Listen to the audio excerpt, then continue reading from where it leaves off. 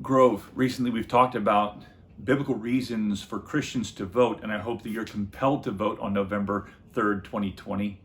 But now we want to talk about the policies that are most important to God as described in the Bible. So I want you, when you go into the ballot place, to know what God says is most important related to the role and function of government. The government does a lot these days, whether that's constitutional or not is another discussion, but you can list an entire litany of ways in which the government is active: foreign policy, national defense, economic policy and taxation, the environment and education, national sovereignty and immigration, racial tensions and welfare, veteran affairs, etc. There's a vast array of social ills that the government tries to fix, and they should have some level of activity in it. But the vast majority of those social ills, I would suggest, are given to the church and to the family for God to fix. Just a little bit of a review. I hope that you know that God has created three institutions: the family, the government, and the church. The family and the church are designed to solve lots of those social ills. Now, whether they do or not is a different discussion, but they should be oriented towards those needs of the people.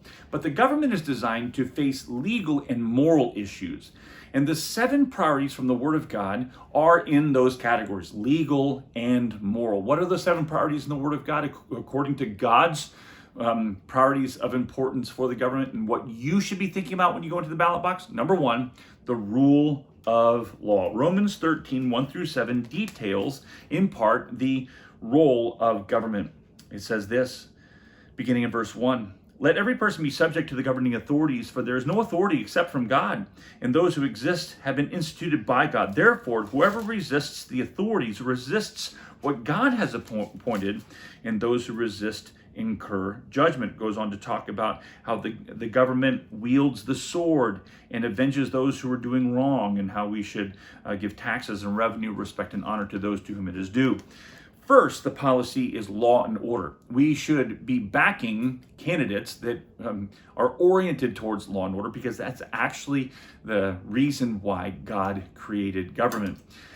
On the legal and moral level, there's now some other categories: 2, 3, and 4, and 5. The next 4 are all found in the book of Genesis in the first chapter. So priorities 2, 3, 4, and 5 are all now found in the opening chapter of the Word of God, and it's about the created order. And so I'm going to read Genesis 1, 26, 7, and 8. Then God said, "Let us make man in our image, after our likeness. Let them have dominion over the fish and the sea and the birds and the heavens and the livestock, over all the earth, over every creeping thing that creeps on the earth." So God created man in his own image. In the image of God, he created him. Male and female, he created them. And God blessed them. God said to them, "Be fruitful and multiply, and fill the earth and subdue it, and have dominion over the fish, the sea, the birds, the heavens, and every living creature that moves on the earth." You see, God gave government to promote human flourishing. And that now brings us to these other policy matters. Number 1, human life. This is the issue of pro-life and anti-abortion. This is probably the most important item on the ballot box. God creates all life. Every child conceived in every womb is a gift of God, imprinted with the image of God to bear and represent the person of God in their life. The number 1 moral ill of our nation and in our age is the murder of these babies. It's tragic. And so we need to understand that God cares about these babies. He created them, and that we should be moved to prioritize that as well. Human life is number 2. Human dignity is number 3. This is now euthanasia, eugenics, and the dynamics of affecting and changing human life and the ethics associated with all of that, bioethics and the rest. Human dignity is very, very important, and we need to protect human life. At the beginning, being pro-life, and at the end, being pro-life. By the way, some people will say, well, then how can you be pro-life and pro-death penalty? Because Romans 13 says that the state should bear the sword under the law to avenge the wrongdoers. But all that to say, the 3rd or 4th principle is marriage. Again, defined here, male and female. He made them together to complement each other. And number 5 is sexuality. So, sexuality, male and female, is distinct, and God has put the image of his own nature on male and female separately, And so sexuality is very, very important, and laws should be established by the government to protect life, its dignity, marriage, and sexuality as defined from God as our creator. So that is 2, 3, 4, and 5. The sixth principle should be religious liberty.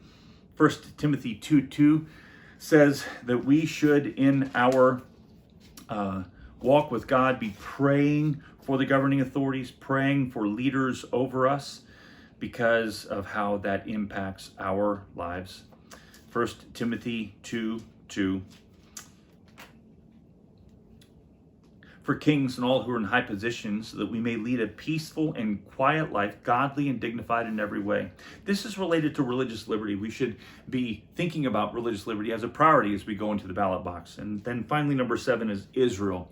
Psalm 122:6 says that we should pray for the peace of Israel. And Jesus, in Mark chapter 7, came and he gave a testimony that he came first to his own people, the Jews, and then to the Gentiles. And the gospel came first, Romans 1:16, as a gift to the Jews and to the Gentiles. And my point is this: we should still have on our hearts what is on God's heart, which is the people of Israel. And I think that's another policy that we should prioritize as we head into the ballot box. So here is, from the Word of God, the top 7 priorities that are important to God. Number 1, the role of government in instituting and promoting good laws.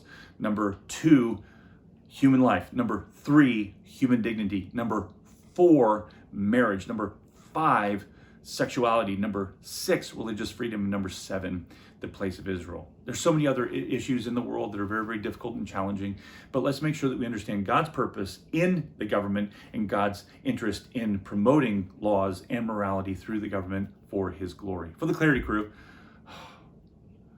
this is for you, Grove. Hopefully it's an encouragement to you, and as you head into the ballot, that these principles and priorities will be your own. Thank you.